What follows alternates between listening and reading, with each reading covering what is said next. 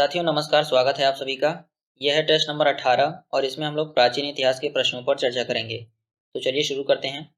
पहला प्रश्न दिया है, प्राचीन भारत के निम्नलिखित ग्रंथों में से किसमें पति द्वारा परित्यक्त पत्नी के लिए विवाह विच्छेद की अनुमति दी गई है?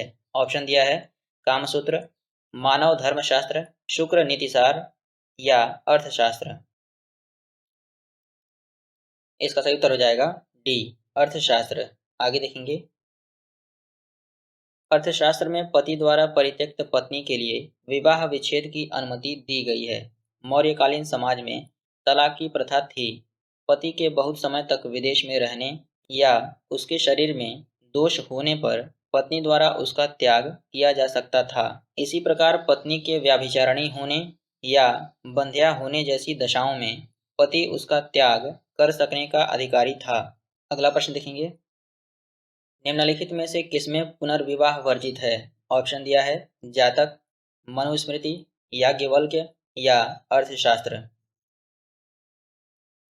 इसका सही उत्तर हो जाएगा बी, मनुस्मृति। आगे देखेंगे।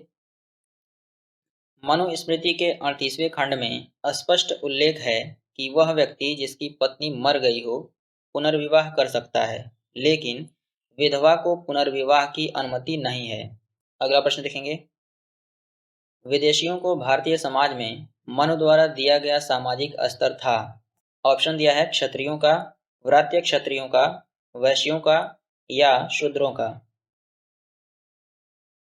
इसका सही उत्तर हो जाएगा बी, व्रात्य क्षत्रियों का। आगे देखेंगे। विदेशियों को भारतीय समाज में मनु द्वारा व्रात्य क्षत्रिय या पालेन क्षत्रिय का सामाजिक स्तर दिया गया था। अगला प्रश्न देखेंगे। निम्नलिखित व्यक्ति भारत में किसी न किसी समय आए, उनके आगमन का सही कालानुक्रम क्या है? पहला दिया है फाहियान, दूसरा है इत्सिंग, तीसरा दिया है मेगस्थनीज और चौथा है वेनसांग। इसका सही उत्तर हो जाएगा बी, पहले मेगास्थनीज आया था, उसके बाद फाहियान आया था, उसके बाद वेनसांग आया था और सबसे लास्ट में इत्सिंग आया था। आगे देखेंगे। यूनानी शासक सेल्यूकस ने मेगस्थनीज नामक अपना एक राजदूत चंद्रगुप्त मौर्य के दरबार में भेजा था। वह बहुत दिनों तक पाटलिपुत्र में रहा तथा भारत पर उसने इंडिका नामक पुस्तक की रचना की थी। चीनी यात्री फाहियान ने चंद्रगुप्त द्वितीय के समय भारत की यात्रा की थी और चीनी यात्री वेनसांग हर्षवर्धन के समय भारत आया था। इसी प्रकार इत्सिंग भी 7वीं सदी ईस्वी में भारत आया था और वो भी चीनी यात्री ही था। अगला प्रश्न देखेंगे। निम्न कथनों पर विचार कीजिए। पहला दिया है अंतिम मौर्य शासक बृहद्रथ की हत्या उसके प्रधान सेनापति पुष्यमित्र शुंग ने की थी। दूसरा दिया है अंतिम शुंग राजा देवभूति की हत्या उसके ब्राह्मण मंत्री वासुदेव कण्व ने की और उसने सिंहासन हथिया लिया। तीसरा दिया है आंध्र ने कण्व राजवंश के अंतिम शासक को पद वंचित किया था। इनमें से सही कथनों का चयन करना है। ऑप्शन दिया है 1 और 2 सही है, केवल 2 सही है, केवल 3 सही है या 1, 2 और 3 सही है। इसका सही उत्तर है डी, 1, 2 और 3 सही है। आगे देखेंगे। जिस महत्वाकांक्षी व्यक्ति ने 184 ईसा पूर्व में अंतिम मौर्य शासक बृहद्रथ की हत्या करके शुंग राजवंश की स्थापना की, वह इतिहास में पुष्यमित्र शुंग के नाम से विख्यात है। शुंग वंश का अंतिम राजा देवभूति अत्यंत विलासी था। वह अपने अमात्य अथवा वित्त मंत्री वासुदेव के षड्यंत्रों द्वारा मारा गया। वायु पुराण के अनुसार अंतिम कण्व शासक सुशर्मा अपने आंध्र जातीय भृत्य सिमुक द्वारा मारा डाला गया। अगला प्रश्न देखेंगे। निम्नलिखित अभिलेखों में से किसमें अशोक का अभिलेख भी पाया गया है? ऑप्शन ए दिया है महाक्षत्रप रुद्रदामन का जूनागढ़ अभिलेख। ऑप्शन बी दिया है गौतमी पुत्र सातकर्णी से संबंधित नासिक प्रशस्ति। ऑप्शन सी दिया है खारवेल का हाथी गुम्फा अभिलेख। ऑप्शन डी दिया है उपरोक्त में से कोई नहीं। इसका सही उत्तर हो जाएगा ए, महाक्षत्रप रुद्रदामन का जूनागढ़ अभिलेख। आगे देखेंगे।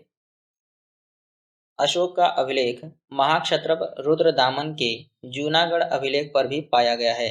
रुद्रदामन पश्चिमी भारत के शकों का एक महान राजा था। गुजरात के जूनागढ़ से शक संवत 72 या 150 ईस्वी का उसका एक अभिलेख प्राप्त हुआ है। इससे उसकी विजयों, व्यक्तित्व एवं कृतित्व का विवरण प्राप्त होता है। अशोक के अतिरिक्त स्कंदगुप्त के भी 2 लेख इस पर खुदे हुए हैं।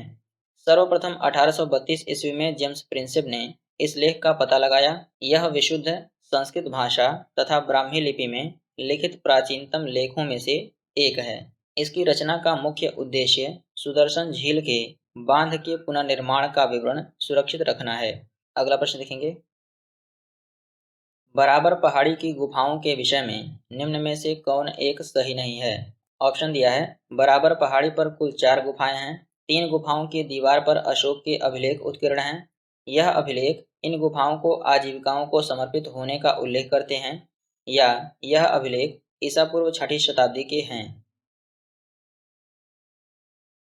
इसका सही उत्तर हो जाएगा डी। यह अभिलेख 6ठी शताब्दी ईसा पूर्व के नहीं हैं, बल्कि यह 3री सदी ईसा पूर्व से संबंधित हैं। आगे देखेंगे। यह बराबर पहाड़ी पर अवस्थित गुफा दक्षिण बिहार में गया जिले में स्थित बराबर नामक पहाड़ी पर कुल 4 गुफाएं स्थित हैं, जिनमें से 3 गुफाओं की दीवारों पर अशोक के लेख उत्कीर्ण मिले हैं। आगे देखेंगे।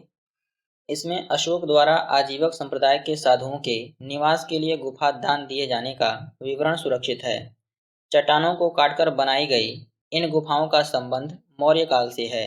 इन गुफाओं में उत्कीर्ण अभिलेख 3री सदी ईसा पूर्व से संबंधित हैं। आगे देखेंगे। निम्नलिखित नगरों में से किसका उल्लेख कनिष्क के रबतक अभिलेखों में नहीं है? ऑप्शन दिया है। श्रावस्ती, कौशाम्बी, पाटलिपुत्र या चंपा।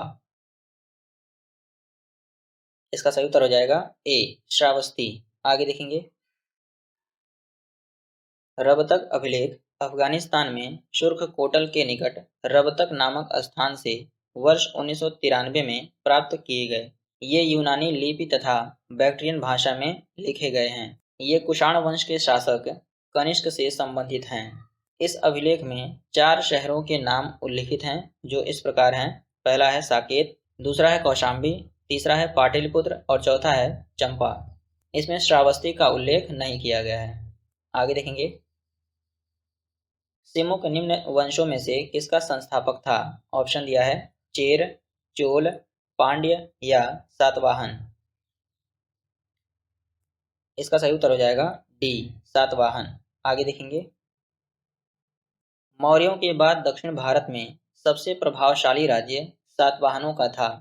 पुराणों में इस वंश के संस्थापक का नाम सिंधुक, सिमुक या शिप्रक दिया गया है, जिसने कण्व वंश के राजा सुशर्मा का वध करके अपना शासन स्थापित किया था। अगला प्रश्न देखेंगे। निम्नलिखित में से कौन सुमेलित नहीं है? सूची 1 में राजवंश का नाम दिया है और सूची 2 में धातुओं द्वारा बनाए गए सिक्कों का नाम दिया है, जो कि इन राजवंशों द्वारा प्रचलित किए गए थे। इसका सही उत्तर हो जाएगा सी, सातवाहनों ने स्वर्ण सिक्कों का प्रचलन नहीं किया था। आगे देखेंगे। कुषाणों ने सर्वाधिक शुद्ध स्वर्ण सिक्के चलाए थे। यद्यपि भारत में सर्वप्रथम हिंद यमन शासकों ने स्वर्ण सिक्के चलवाए थे। स्वर्ण के अतिरिक्त कुषाणों ने ताम्र एवं रजत सिक्के चलवाए। गुप्तों ने स्वर्ण एवं रजत के तथा कलचुरी शासकों ने स्वर्ण, रजत एवं ताम्र के सिक्के चलवाए थे। सातवाहन शासकों ने स्वर्ण सिक्के नहीं चलवाए थे। उन्होंने चांदी, तांबा तथा सीसे व पोटीन के सिक्के जारी किए थे। अगला प्रश्न देखेंगे। सूची 1 को सूची 2 से सुमेलित कीजिए तथा सूचियों के नीचे दिए गए कूट की सहायता से सही उत्तर का चयन कीजिए। गांधार कला का विकास कुषाणों के शासन में हुआ था। जूनागढ़ शिलालेख रुद्रदामन प्रथम का है। मिलिंद पन्हो मिनांडर की रचना है और तक्षशिला लेख पतिक है। तो इसका सही उत्तर हो जाएगा 3, 4, 1 और 2। इसमें सही विकल्प कौन सा होगा? सी। आगे देखेंगे। अफगानिस्तान का बामियान प्रसिद्ध था। ऑप्शन दिया है। हिंदू मंदिर के कारण, हाथी दांत के काम के हेतु, स्वर्ण सिक्कों के टंकण हेतु या बुद्ध प्रतिमा के लिए। इसका सही उत्तर हो जाएगा डी, बुद्ध प्रतिमा के लिए। आगे देखेंगे। अफगानिस्तान का बामियान पहाड़ियों को काटकर बनाई गई बुद्ध प्रतिमाओं के लिए प्रसिद्ध था, लेकिन अफगानिस्तान में तालिबान शासन ने इन बुद्ध प्रतिमाओं को नष्ट करवा दिया। ये थी वो संरचना और नष्ट होने के बाद की ये तस्वीर है। अगला क्वेश्चन देखेंगे, गांधार कला शैली एक संश्लेषण है। ऑप्शन दिया है भारतीय तथा फारसी कला का, भारतीय तथा चीनी ये कला है कला का, भारतीय तथा तुर्की अफगानी कला का, या भारतीय तथा यूनानी कला का। इसका सही उत्तर हो जाएगा डी, भारतीय तथा यूनानी कला का। आगे देखेंगे, भारतीय और यूनानी आकृति की सम्मिश्रण शैली गांधार शैली है। इस कला शैली के प्रमुख संरक्षक शक एवं कुषाण थे।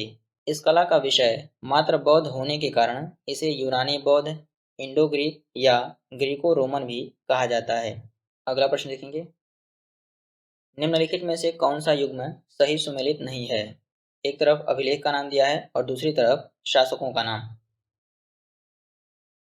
इसका सही उत्तर हो जाएगा सी, भीतरी अभिलेख का संबंध पुलकेशिन द्वितीय से नहीं है, स्कंदगुप्त से है। आगे देखेंगे, गौतमी पुत्र सातकर्णी सातवाहन वंश का शक्तिशाली शासक था। इसके 3 अभिलेख प्राप्त होते हैं, 2 नासिक से तथा 1 कार्ले से। उदयगिरी पहाड़ी की हाथी गुम्फा से खारवेल का एक बिना तिथि का अभिलेख प्राप्त हुआ है। इसमें खारवेल के बचपन, शिक्षा, राज्याभिषेक तथा राजा होने के बाद से 13 वर्षों तक के शासन की घटनाओं का क्रमबद्ध विवरण दिया गया है। भीतरी स्तंभलेख का संबंध गुप्त शासक स्कंदगुप्त से है, जबकि पुलकेशिन द्वितीय का संबंध ऐहोल अभिलेख से है, जो एक प्रशस्ति के रूप में है तथा इसकी भाषा संस्कृत है। रुद्रदामन प्रथम का जूनागढ़ से शक संवत 72 का अभिलेख प्राप्त होता है। यह प्रशस्ति के रूप में है। इससे उसकी विजयों, व्यक्तित्व एवं कृतियों का विवरण प्राप्त होता है। अगला प्रश्न देखेंगे, कलिंग नरेश खारवेल का संबंध था। ऑप्शन दिया है महामेघवाहन वंश से, चेदी वंश से, सातवाहन वंश से, या उपरोक्त में से किसी से नहीं। असल में यहाँ एक टाइपिंग मिस्टेक हो गया है, क्योंकि यह प्रश्न बीपीएससी से लिया गया है और बीपीएससी में 5 ऑप्शन दिए जाते हैं। तो यहाँ डी वाले ऑप्शन में कर लीजिए उपरोक्त में से कोई नहीं या उपरोक्त में से एक से अधिक। तो इसका सही उत्तर हो जाएगा डी, उपरोक्त में से कोई नहीं या उपरोक्त में से एक से अधिक। कैसे होगा नीचे देखेंगे, कलिंग के चेद राजवंश का संस्थापक महामेघवाहन नामक व्यक्ति था, अतः इस वंश का नाम महामेघवाहन वंश भी पड़ गया। इस वंश का सर्वाधिक शक्तिशाली शासक खारवेल हुआ, इसलिए इसमें 2 विकल्प सही होंगे, एक पहला भी हो जाएगा और दूसरा भी होगा। तो इसमें यहीं तक था, मिलते हैं अगले वीडियो में, तब तक के लिए प्रैक्टिस करते रहिए। धन्यवाद।